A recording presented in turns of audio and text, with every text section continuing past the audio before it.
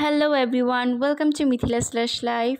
সেই দিন চলে গিয়েছিলাম জিপি স্টার স্প্রিং ফেস্টে। আর আমরা যেই দিন গিয়েছিলাম সেই দিনই হয়তো লাস্ট ডেট ছিল। আসলে সেইখানে যাওয়ার উদ্দেশ্য আমার সেই দিন ছিল না, তো রেডি হয়েছিলাম। বসুন্ধরার ভিতরে একটা মেলা হচ্ছিল, তো সেইখানেই যাওয়ার জন্য। এইখানে ইদানিং এত ঘন ঘন মেলা হচ্ছে, কিন্তু আসলে মেলা থেকে কিছু কেনার মতো না। মানে মার্কেটে যেগুলো পাওয়া যায় সেইগুলাই। আর প্রাইসটা আমার কাছে এই সব মেলাতে একটু বেশি মনে হয়।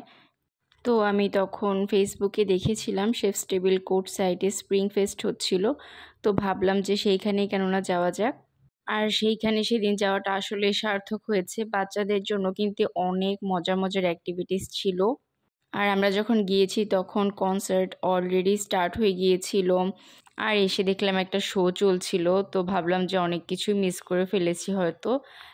আসলে মেলাতে না যেয়ে সেই দিন আমার এইখানে আগে আসা উচিত ছিল, তাহলে হয়তো আরও কিছু পেতাম। আর এইখানে সবগুলো একটু দেখিয়ে দিই আপনাদের।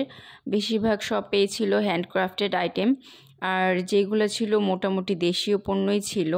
এখানে একটা জুয়েলারি শপ ছিল, আর এইগুলা হাতে বানানো কিছু জুয়েলারি ছিল, খুবই সুন্দর। আর অনেক কিউট কিউট কিছু মালা ছিল, আর এখানে কিছু নোটবুক ছিল। আর এইরকম হাতে নিয়েও পাপেট নিয়ে দেখাচ্ছিল বাচ্চাদের।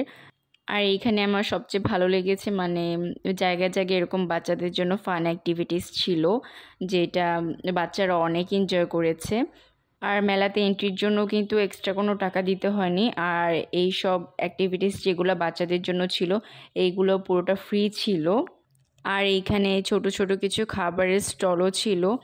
আর এইগুলা কিছু মিনি প্যানকেকস ছিল, চকলেট অ্যান্ড বিভিন্ন ফ্লেভারের ছিল। আর একটু পরেই কিন্তু কনসার্ট শুরু হবে, তো আমরা সবাই ওয়েট করছিলাম। আর সেই দিন রাফা ভাইয়ের আসার কথা ছিল, তো আমরা একটু মেলাও ঘুরে দেখছিলাম পাশাপাশি।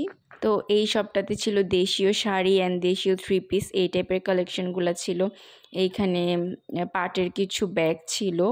আর এই সবটাতেও হ্যান্ডক্রাফটেড প্রোডাক্ট ছিল। তো এই সবটা আমি অনলাইনেও দেখেছিলাম, তাদের কালেকশনগুলো কিন্তু অনেক বেশি সুন্দর।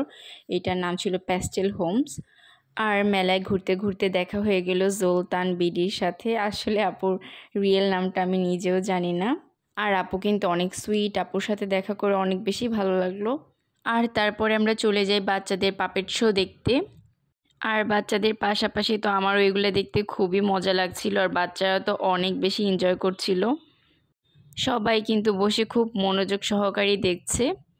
কাবাব, তারপরে মোরগ পোলাও, ফিরনি, পায়েস। আর তারপরে আমরা চলে গেলাম খাবার অর্ডার করতে। আর এখানে লাইভ কিছু খাবার বানাচ্ছিল, সেইগুলো একটু আরহাম দেখছিল। এই খাবারগুলো দেখতে এত বেশি লোভনীয় ছিল। আর শেফস টেবিলের খাবার কিন্তু আমার কাছে বরাবরই অনেক বেশি ভালো লাগে। এই পর্যন্ত আমি যতবারই শেফস টেবিলে খেয়েছি, এরকম একবারও হয়নি যে খাবার মজা হয়নি বা খাবারের কোয়ালিটি খারাপ পেয়েছি। তো আমরা সেদিন যেই খাবারগুলো অর্ডার করেছিলাম সবগুলোই মজা ছিল। এই খ্যাপসাটা তো অনেক বেশি মজা ছিল।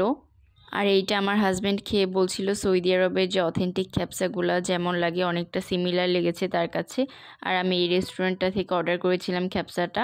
আর তারপরে কনসার্ট শুরু হয়ে যায়, আর রাফা ভাই এসে পড়েছিল। তারপরে আমরা অল্প কিছুক্ষণ গান শুনে বাসার উদ্দেশ্যে রওনা দিই। আপনাদের ভিডিওটি কেমন লাগলো অবশ্যই কমেন্ট করে জানাবেন। Thanks for watching.